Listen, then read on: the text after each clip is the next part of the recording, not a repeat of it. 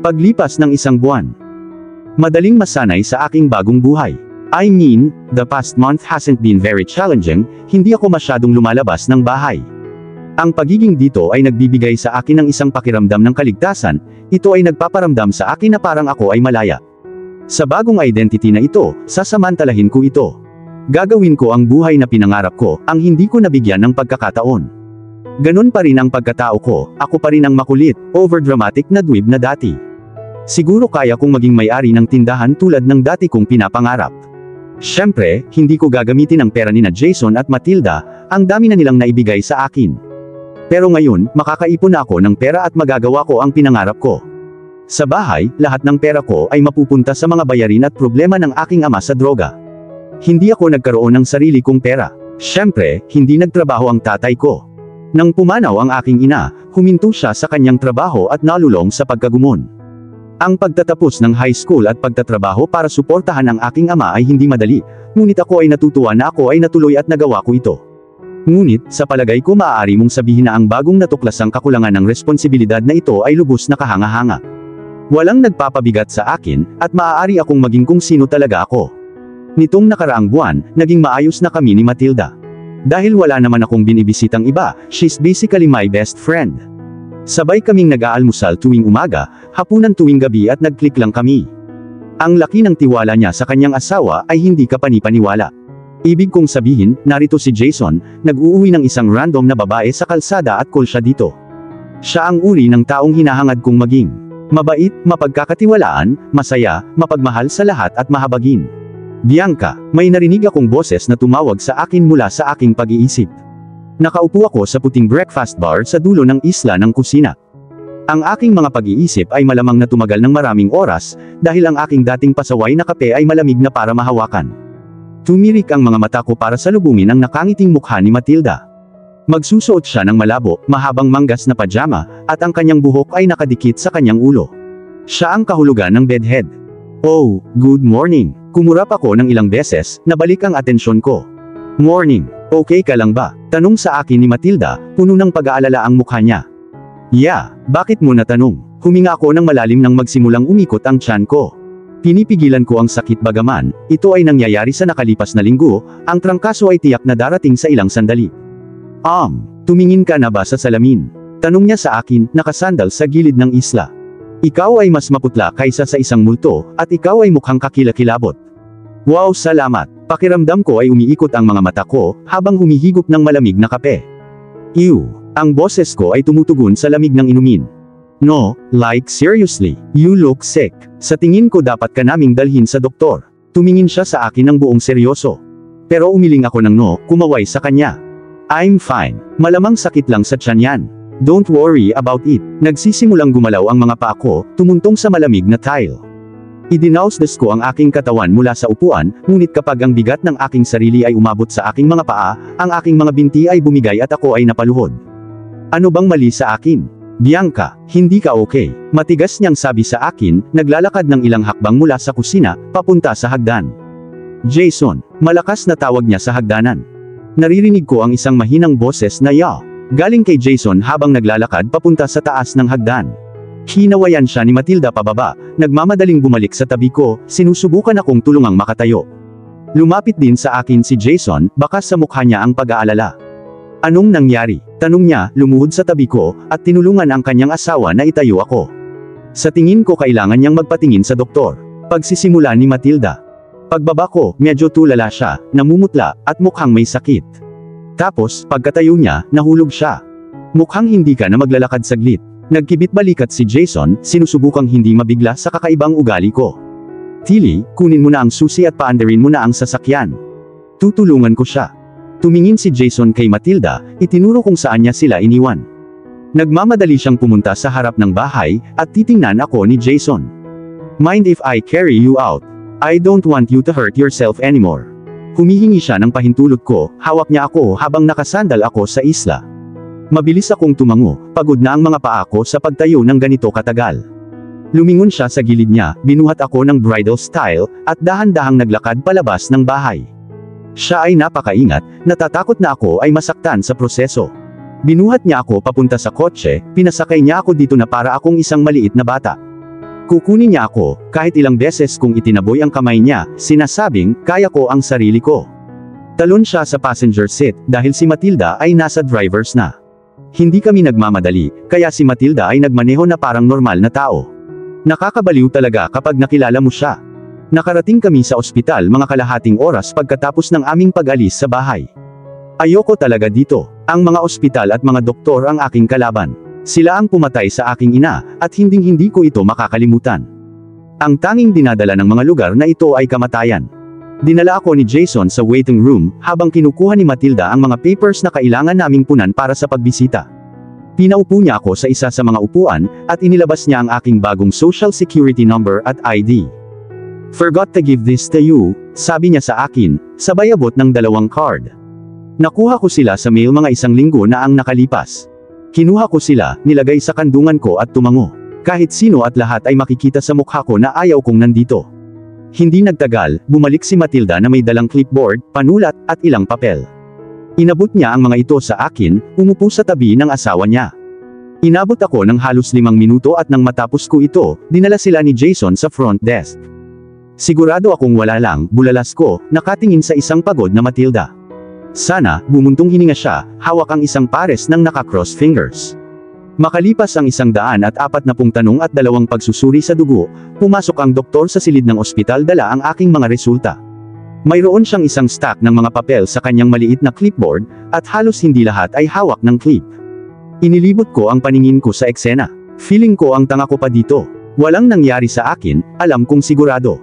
Ang sakit sa tiyan ay karaniwan, kinasusuklaman ko kung paano sinasayang ni Jason at Matilda ang kanilang pera sa isang bagay na tulad nito.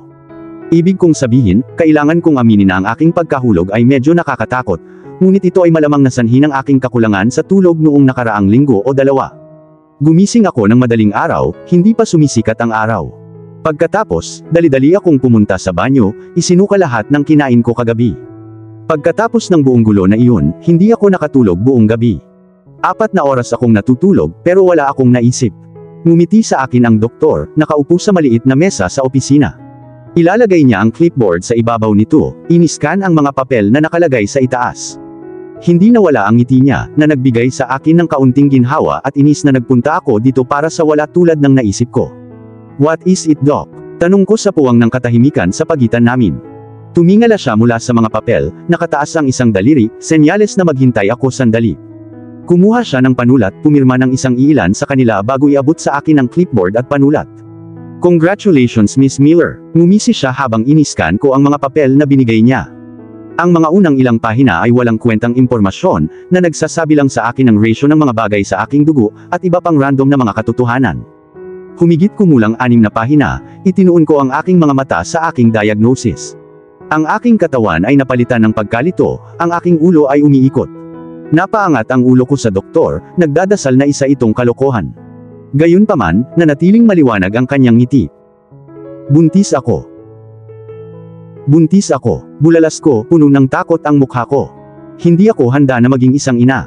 Hindi ako handang mag-alaga ng iba. Hell, hindi ko man lang maalagaan ang sarili ko. Nawala ng kulay ang mukha ko. Isa lang ang ibig sabihin nito. Ito ang isang bagay na kinatatakutan ko. Ang taong nagmumulto sa aking mga bangungot, ang taong nanakit sa akin ng higit sa iba. Ang taong tinatakbuhan ko, si Carter ang ama. Holy shit, ungol ko, huminga ng maraming malalim. Miss, may mga pagpipilian. Hindi na kailangang magpanik. Sinusubukan ng doktor na pakalmahin ako, ngunit nabigo ito. Kung sa tingin mo ay hindi mo kayang pangalagaan ang batang ito, marami kang iba't ibang paraan para harapin ito. Maglalabas siya ng pamphlet mula sa isang folder sa kanyang desk. Ang harap ay mababasa sa malaki at bold letters, A Mother's Guide to Options. Kinuha ko ang pamphlet sa aking kamay, hindi ko na pinangarap na buksan iyon. Inilipat ko ang aking mga kamay sa armrests ng upuan, dahan-dahang itinulak ang aking sarili. "Salamat, Dr. Farley." Pag-iisipan ko ang lahat, nanginginig ang boses ko, habang gumagalaw ang mga paa ko patungo sa pinto ng opisina. "Miss Miller, maglaan ng oras, huminga, at pag-isipang mabuti." Payo niya sa akin habang naglalakad ako palabas. Purong puti siguro ang mukha ko, dahil minsang nakita ako ni na Matilda at Jason, tumakbo sila papunta sa akin na may pag-aalalang ekspresyon. "Anong nangyari? Ayos ka lang ba? Ano ang diagnosis?" Nabobomba ako ng mga tanong, at hindi maproseso ng isip ko ang lahat.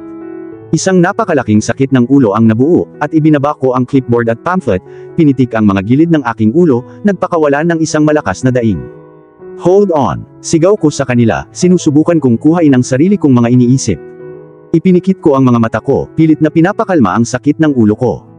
Pagbukas ko, nakita ko sina Matilda at Jason na gulat, nakatingin sa pamphlet at clipboard. Hinawakan silang dalawa ni Matilda sa kanyang mga kamay, at kumukurap siya bawat ilang segundo. Lalo akong naparanoid at na-stress sa lahat ng bagay dahil sa pagkagulat nila. Oh honey, isang pambabaeng boses ang tumunog nang muli kong ipikit ang aking mga mata. Naramdaman ko ang pagyakap ni Matilda sa akin, pero hindi ko siya niyakap pabalik, hindi ko kaya. Hindi ako makagalaw sa pisikal. Tumutulo ang mga luha ko habang binabasa ang balita. I'm mothering my worst nightmares child at hindi niya alam. Makalipas ang 5 taon, dahan-dahan kong iminulat ang aking mga mata, malakas na tunog ng mga kaldero at kawali na nagkakasalubong ang mga tunog sa aking apartment. Isang malakas na ungol ang kumawala sa aking mga labi, habang tinutulak ko ang aking mukha sa isang malambot na unan sa aking kama. Medyo sumisikat na ang araw, pero siya, lagi siyang puyat sa ganitong oras at nababaliw na ako. Tumingin ako sa side clock ko, 6:39 AM na pala. 20 minuto pang tulog kaysa noong nakaraang linggo, sweet. Bumaba ako sa aking napaka-komportableng kama, naglakad papunta sa aking closet. Ipinihit ng kamay ko ang switch ng ilaw mula sa off papunta sa on, na nagbibigay liwanag sa buong kwarto. Ang aking brush ay nakalagay sa tuktok ng wooden dresser, at kinuha ko ito, sinusuklay ang ulo ko. Umaalingaw-ngaw pa rin ang ingay ng kaldero at kawali sa buong tahanan ko, at muli akong napaungol. Pumunta ako sa pinto, binuksan ito ng mabilis at sumigaw, Owen Daniel. Mas mabuting huwag ka nang makipaglaro sa mga kalderong iyon. Naririnig ko ang ilang pagbabalasa, pagbukas at pagsasara ng mga kabinet, at pagkatapos ay narinig ko ang kanyang maliit na boses. Sorry mama, sigaw niya pabalik sa akin. Inilibot ko ang aking mga mata, isinara ko ulit ang pinto at pumunta sa closet ko. I was so blessed to have the kid, but boy was he a pain. Wala akong masyadong damit, hindi ko masyadong kailangan. Ang walk-in closet ay pangunahin para sa imbakan, maliit na seksyon ay para sa mga damit. Dito, itinago ko ang lahat ng aking alaala. Anumang bagay mula sa mga regalo hanggang sa mga kahon ng sanggol ni Owen. Sa likod ng lahat, naglagay si Jason ng bulletproof safe sa dingding. Sa may mga bagay na pang-emergency. Pera, passport, peking ID, you name it, nakuha namin. Siya at ako ay nagpunta sa iba't ibang mga plano ng pagtakas kung kahit anong mangyari, at hinanap ulit ako ni Carter. Kami lang ni Jason ang nakakaalam ng code, kahit si Matilda. We are very prepared for something like this. 4 na taon na kaming tatlo para magplano, at hindi kami nagsayang ng oras. Kinuha ko ang damit ko sa trabaho sa hanger, at dinadala ko ito, kasama ang ilan pang damit sa banyo. Tiningnan ko ang aking telepono at nakita kong mayroon akong humigit kumulang 17 minuto bago umakyat si Owen para sumisigaw ng pagkain. Kaya, lumukso ako, hinugasan ang aking katawan at buhok ng mabilis hanggat kaya ko at lumukso palabas. Muli kong tiningnan ang aking telepono, at nalaman kong 5 minuto na lang ang natitira ko. Tumalon ako sa aking pangilalim na kasuotan, sumiksik sa aking pantalon, ay clip ang aking bra, isinuot ang aking shirt at isinusuksok ang tuktok sa ilalim. Ang aking buhok ay madali nang magsuklay, na nakakatipid sa akin ng oras, at lumabas ako ng banyo. Hindi ko kailangan ng temper tantrum mula sa kanya ngayong madaling araw. Habang pababa ng hagdan, nag-clip sa aking buhok, ginagawa itong semi-formal at inaayos ang aking mga damit pang trabaho. Mama, halos mapasigaw si Owen habang tumatakbo para yakapin ako. Palagi na lang siyang hyper lalo na sa umaga. Siya ay literal na tumalon papunta sa akin, ang mga binti sa paligid ng aking mga tuhod at ang kanyang mga braso sa aking baywang. Ang pangatlong daing ko sa umaga ay tumutunog habang ginagawa niya iyon, hindi ako sapat na lakas para hawakan siya ng ganoon. Nang hina ang mga tuhod ko at natumba ako sa kanila, babagsak ang bomb ni Owen dito. Magsisimula siyang humagikgik ng husto, at hindi ko napigilang tumawa din kasama siya. Tumayo siya pagkaraan ng ilang sandali, binigyan ako ng tamang yakap sa pagkakataong ito. Ipinatong niya ang ulo niya sa balikat ko, at binigyan ko rin siya ng mahinang yakap. Nang maging komportable na ako, bumangon siya, itinulak ang sarili palayo sa akin at nagsimulang tumalon. Breakfast, breakfast, breakfast. Bulalas niya, tumatakbong parang galit na lalaki. Siguro dapat kong ilagay ang asukal sa isang lugar na mas mataas. Sa tingin ko ay natagpuan niya ito. Itinulak ko ang sarili ko, dumiretso sa kusina. Umabot ang braso ko at binuksan ang isang cabinet, may laman iyon na mga kahon ng cereal at ilang sweet. Owen, anong cereal ang gusto mo? Tawag ko mula sa kusina hanggang sa living room. Oreos, sigaw niya, tinusok ang tenga ko. Ibinaba ko ang isang mangkok, at pumunta sa refrigerator para kumuha ng gatas. Nagpunta ako sa sala at pinapanood ko habang iniikot niya ang channel sa SpongeBob na muling tumakbo. Anong gusto mo maliban sa Oreos? Tanong ko sa kanya, sumimangot naman siya. Mommy, gusto ko ng Oreos. Reklamo niya, and I mentally roll my eyes. No, either give me a real answer or I'll pick the checks you don't like. I put my foot down. He needed to learn that no means no. Fine. Naglabas siya ng sobrang dramatikong pagtatampo. Fuck. Siguradong ako ang batang ito. Gusto ko yung tricks. Pumili siya, at tumango naman ako, bumalik sa kusina. Binuhusan ko siya ng maliit na mangkok, dinala sa mesa. Owen Daniel, pause your show and come it quick. I have to get you to Auntie Matilda's. Tawag ko sa kanya, at ginawa niya ang hinihiling ko. Kanina pa siya pinagmamasdan ni Matilda. Ilang buwan matapos ipanganak si Owen Daniel, lumipat ako at nagsimulang magtrabaho. Nakatira ako malapit sa kanya at kay Jason, at pinapanood ni Matilda si Owen habang nagtatrabaho ako. Di nagtagal pagkatapos kong malaman na buntis ako, ginawa rin ni Matilda. Kaya, nagpasya siyang maging isang stay-at-home mom sa loob ng ilang taon. Mayroon siyang maliit na batang lalaki na nagngangalang Ricky, at sila ni Owen ay matalik na magkaibigan. Si Ricky ay wala at nagpunta sa kanyang lola nitong mga nakaraang linggo, kaya nadama ni Owen na nag-iisa siya nang pumunta siya sa bahay ni Matilda. Pupunta ba doon si Ricky? Tanong niya, tumango naman ako. Ngayon, kainin mo na ang pagkain mo. Isang late clock in pa at matatanggal na ako. Bumuntong hininga ako, umupo sa upuan sa tabi niya. Masasabi kong may mahabang araw ang nauna sa akin. At dito na po, nagtatapos ang part 3 ng ating kwento. Sabay-sabay po nating abangan ang susunod na kabanata. Maraming salamat po. God bless and stay safe.